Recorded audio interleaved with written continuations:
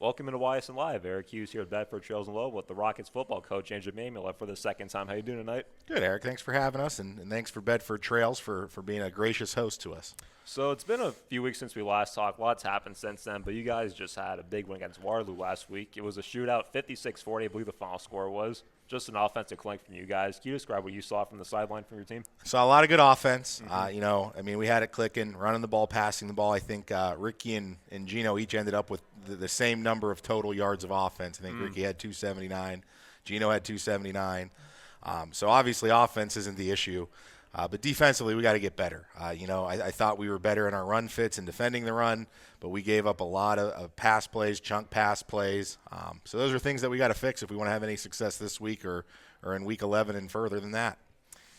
And it was also senior night against Waterloo. Is the last time the seniors going to be taking the field. 6 of them, I believe there is. Can you describe what's meant coaching them the last few years? Yeah, so there were 6, and honestly, they're holding this team together. They're a great group. They're a small group, but we started with 2 of them when they were freshmen. Only Anthony Vrabel and Nick Donatelli, our 2 linemen. And Anthony started all 4 years. Nick came along as a sophomore, so we only started with 2. But Gino transferred in. Bruce Brenner stepped up. Cody Nolfi, who I thought had a great game last week, offensively and defensively, joined the team. And then Sam Sargent came out his junior year, and he actually replaced a freshman that transferred out. And he's been, a dependable right tackle. If these kids didn't go out for football, I don't know what we would do. Each of them has a pretty defined role and gives something to our team. And I'm glad that we have them because they're a great group of kids. They've been a part of some great teams down here, but they're a pretty good team too when they took the lead. And can you kind of describe how you keep the kids focused during big games like senior night and even homecoming? How do you keep them focused, locked in? We treat each game as a separate entity. There's some weeks where it's not every game is treated the same way down here. Rivalry week, it's a little bit different. We expect a little bit more out of you when we play these bigger matchups. Senior night, we try to make it a point to put our seniors in positions to succeed. Cody Nolfi got his first touchdown last week, and it was, we didn't give it to him. He had to run 20 yards and, break a tackle. But it's, every week we're trying to do something. We're trying to do something for our team. Depending on the week, early in the season, we often rotate very heavily, more so than we do at the end of the season. So by the end of the season, we're going to play our best. But early in the season, we want to learn a lot. So, these past couple weeks have been these weeks where we're trying to dial in for the playoffs. We're trying to finalize our rotation defensively of, the best 11, the guys that can help us, trying some different packages that we think might work. Offensively, we're just trying to spread the ball around. So we have a lot of weapons. We're trying to get, kids involved, put things on tape to make teams have to prepare for. It is one of those things where, every week is kind of its own entity. Obviously, this week is we're trying to preview ourselves for the playoffs. So, special teams, we upgrade when we get to the playoffs. We put starters on because, at this point in the season, we're not worried about risking an injury. Whereas, week 2, we're not going to put Josh Pazel on kickoff because we don't want to lose him on kickoff in week 2. But when it's week 10, week 11, week 12, you got to put your best on the field as much as you can in order to win those games, and that's what we're going to do. And, yep, they definitely put on a show last Friday night. But still a lot of unfinished business left. You still got to play Springfield this week. And Springfield, they proved this season they're not going away. When you watch tape on Springfield, what do you see from them? They're still good. Yep. I mean, it's one of those things where, you're hoping they have a down year. But when you have 60 kids out every year like they do, it's hard to have a down year with that many. Their McDonald film is probably the best tape we've seen of anybody this year, of anybody. We played Toronto, who's a good D6 team, but what they did to McDonald and just from start to finish, they put it together. And I'll say that every week it doesn't look like that, but if that's the team that we see, it's going to be a challenge for us. I still think we could do some positive things, but they're every bit as good as some of the teams we've seen in the past, and they're obviously getting ready for their playoff run, and so are we. So we think it's going to be a fun, entertaining matchup leading into that. I hope they prepare us and we can prepare them because after we play them, you want to see your league teams do well. Yep. And I think our league does a good job now of preparing teams for the playoff. When I first took over, you had 1 or 2 teams at the top, but now every week you're getting a good look. Like Ridge, Reserve, everybody is a challenge this year, and it's been like that this year and last year and even the year before. So they're going to prepare us, and we hope to prepare them as well. So every rivalry kind of has its own uniqueness. My play stars, we had Camel, we had Poland. Those are 2 big rivalries. What's about the Springfield-Lowellville rivalry that really stands out? I think it's the big brother, little brother mentality. Usually in a rivalry, You have a team that is the perceived big brother that more often than not gets, successful. Yeah. Usually, like Poland has the two rivals of Cantfield and Struthers, and Poland kind of looks at Canfield as the big brother and Struthers as the little brother. And I personally Not after tomorrow.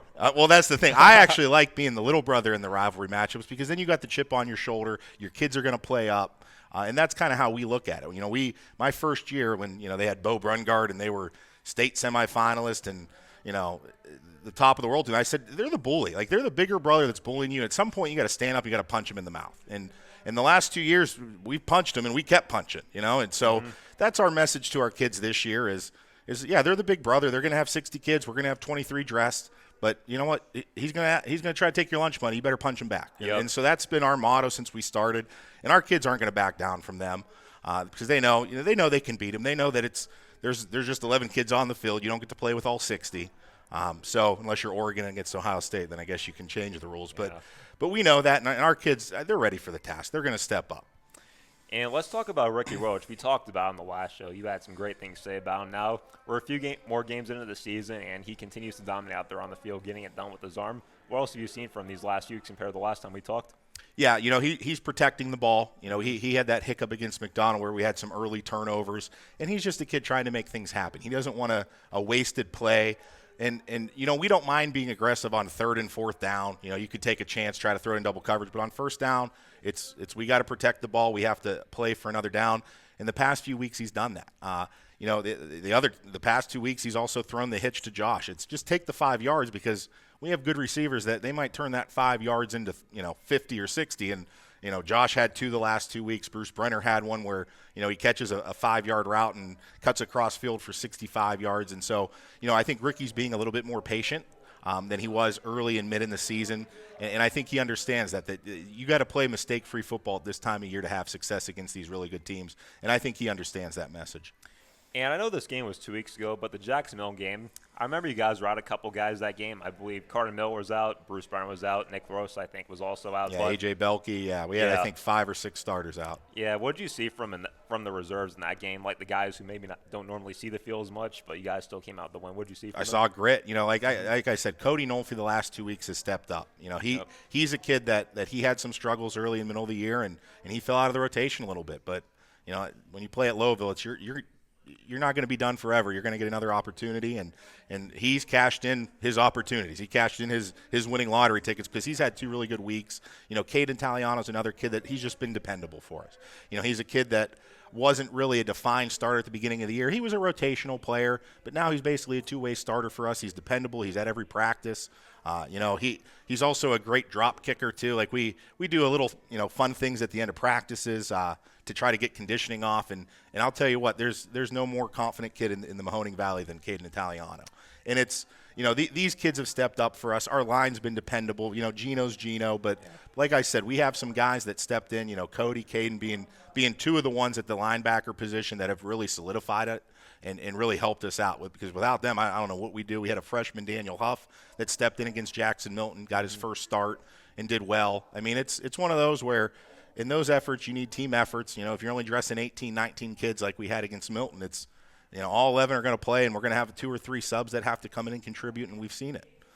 And let's talk about A.J. Belke for a moment. He's a junior this year. He played a lot last year, gave you guys some great reps out there at linebacker and tight end. What do you see from this year compared to last year? Yeah, I mean, honestly, this year he's been a little bit banged up. It's just one of those things where you have years where it's hard to be healthy, but when he's healthy, he's an impactful player on both ends. Offensively, it's his blocking. It's Last year we found a gem in the blocking of when we put him at the wing or tight end position that he would seal the edge for us. That's one of the reasons we were able to convert to a pretty run-heavy team from our past years of pass-heavy was because him and Landon Tisch give us some matchups, personnel-wise, where we can put them at tight end wing, we can shift, we can motion, and they block as well as linemen. I mean, the reality is if a lineman goes down, it's one of those 2 can go in at guard or tackle, and we're fine. So, offensively he's been that. Defensively, Tino left, so he's kind of the leader on that defense. Yep. Like I said, we just want to keep him healthy.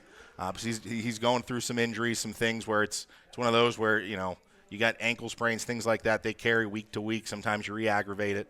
So we're just trying to get him healthy, ready for the playoffs. But, he's been our physical presence. He's brought a little bit of nastiness to our team that we've been missing in some of our prior iterations down here.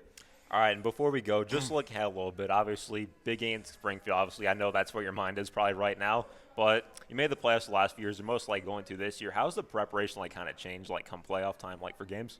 Well, even the regular season we treat differently. Right. The first couple years when we were not having the regular season success, we treated every game like it was a Super Bowl. But, once you've been to the playoffs, you have to treat the regular season differently. You can't spend all your ammunition going in and then you get to the playoffs and you're out of ideas and out of things. So right. So for us, it's kind of been a slow build up. Whether it's, we're trying to learn things about our team, trying new packages. We do have some new installs, more wrinkles off things that we do. We're obviously running some things now, but, we're trying to set some things up for the future. And that's our mentality down here. It's, we want to win playoff games, right? We can't win the league title this year, but we don't see the season as a failure if we can top how far we got in the playoffs last year. That's what these kids' goal is they want to go further than any Lowellville team. And to do that, you have to think long term. It can't just be 1 week at a time. I know coaches, say they're blinders. I don't even know who my next opponent is. Okay, that's not how we've done it. We take a whole approach week to week. We have our goals, but we also have season goals. And there's times week to week you have to tweak and do some things to give you a better chance once you get forward to the playoffs. And that's what we want to do. We want to hit our peak now going in. Last year I felt that we did, and that's what we're hoping to do Friday night and carry it into the playoffs as well. All right, well, Coach, thank you for taking time to do another interview with us. We really appreciate it. I won't be able to make it to the game tomorrow, unfortunately. Oh. But I will be watching from afar, though. Did Steve Leslie kick you out of the booth? Is he calling the game? Is that why? I know. They're at Springfield. They'll get the Homer announcers, so don't worry. But that's a shame. Are you going to Struthers Poland at least? Nah, here's the thing, actually. So I'm going to Mohawk tomorrow, right across the border. Yeah. I was supposed to call 2 of their games earlier this year, right? Mm-hmm. But the way their press box situation is, I have to be on top, and it rained both those days, so I couldn't go. So I kind of owe them one. They're not a YSN school, are they? Yeah, they are. Oh, they are? I didn't even know that. Just picked them up last year. Okay. Well, hey, they're our neighbors. We used to have a scrimmage series with them, so you get to see a little PA football. It's not too far of a drive. So that's all right. But we'll miss you Friday, but hopefully we get you back for the playoffs. Oh, yeah. Thanks, Coach. Thank you.